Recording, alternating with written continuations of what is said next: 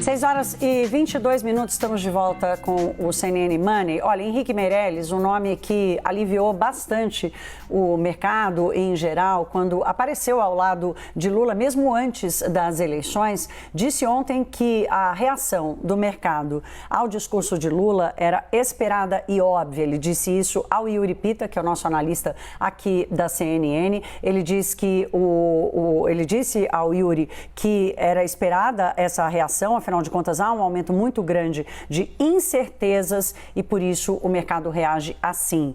O Jornal Estado de São Paulo teve ontem informações de que Henrique Meirelles tinha participado de um evento num banco aqui em São Paulo e teria dito que Lula estava caminhando para o lado da Dilma, ou seja, fazendo uma referência ao que foi a política econômica do governo de Dilma Rousseff, que provocou o maior rombo fiscal do Brasil. Ele ontem falou com o Estadão, disse que a conversa, o vazamento foi enviesado e que ele simplesmente acha que está cedo, que Lula ainda faz um discurso de campanha e que ainda está cedo para tirar conclusões.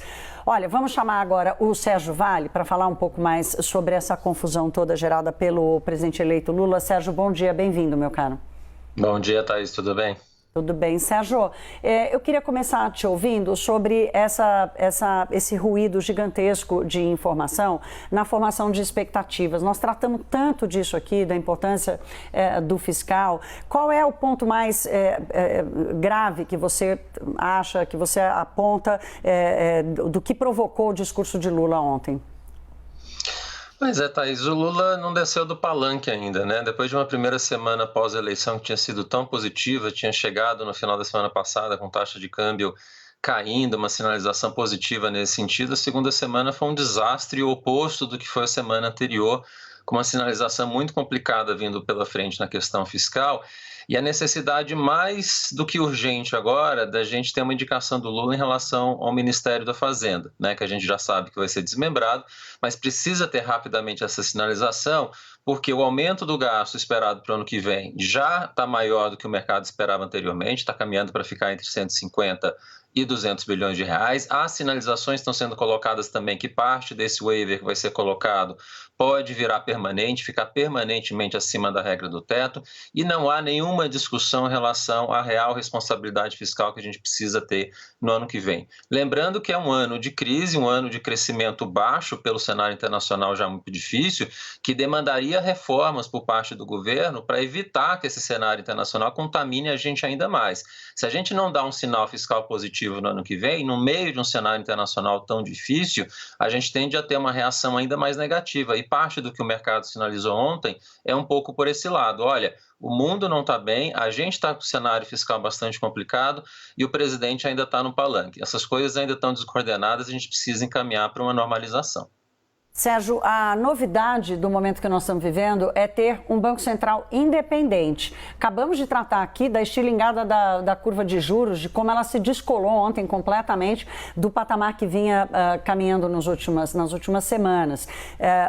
Diante desse cenário, ontem eu já comecei a ouvir no mercado que o Banco Central, o próximo movimento, vai subir os juros se houver mesmo um descontrole fiscal. Do ponto de vista institucional e da condução da economia, quanto vale, já pedindo desculpa pelo trocadilho, quanto vale ter um Banco Central independente nessa situação? Vale muito e o Banco Central já estava um pouco atento a essa possibilidade nas últimas reuniões, né, Thaís? Nas últimas decisões, as últimas atas, sinalizava por parte do BC, falou, olha, se a situação fiscal não for bem encaminhada, a gente vai ter que subir taxa de juros, né? Ele deixou isso muito claro, essa porta aberta com bastante precisão. E, de fato, se o cenário fiscal continuar dessa forma, a gente não tiver uma clareza em relação ao que vai ser o regime fiscal do ano que vem, especialmente o nome do Ministério da Fazenda, não for um nome minimamente adequado para os desafios que a gente tem à frente, o BC não vai se furtar de voltar a aumentar a taxa de juros. Talvez não ainda na próxima decisão, porque pode ser que ele espere os primeiros passos do governo efetivo ano que vem, mas se continuar nesse sinal que a gente viu ontem, tem uma grande chance do BC, em vez de cair a taxa de juros, subir. E aí, subindo taxa de juros, a gente tem crescimento mais baixo, a taxa de câmbio já deu sinalização para onde vai se o mercado, se o governo continuar nesse cenário. Então tem um cenário bastante difícil sendo montado e a gente viu como é tênue essa discussão, né, Thaís? Um discurso apenas, uma sinalização apenas causou esse alvoroço todo. Então é mais uma sinalização para o governo tentar voltar a essa normalidade que se esperava desde a semana passada em relação à questão fiscal, porque senão o governo já vai nascer muito enfraquecido, que é o que foi sinalizado ontem. E é um alerta, Sérgio, só para a gente terminar, que o tempo já está acabando, um alerta feito inclusive por Pércio Arida. Aliás, hoje acontece a primeira reunião do grupo de transição, do grupo de economia de transição. Nelson Barbosa, Pércio Arida, Guilherme Melo e André Lara Rezende vão se encontrar. O que você acha que sai dessa discussão, Sérgio? Rapidamente.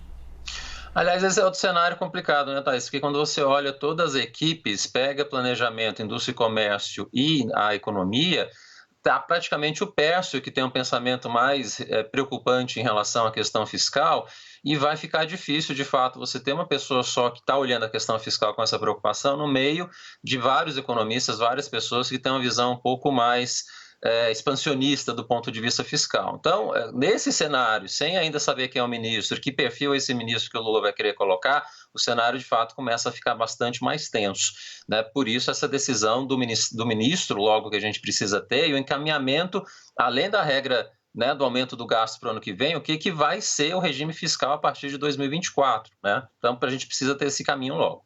O PT já experimentou ter um único ministro, uma única voz fiscalista ou de responsabilidade fiscal com Joaquim Levy, e deu no que deu, né, Sérgio? Meu caro, obrigada. Boa sexta-feira para você. Até semana que vem.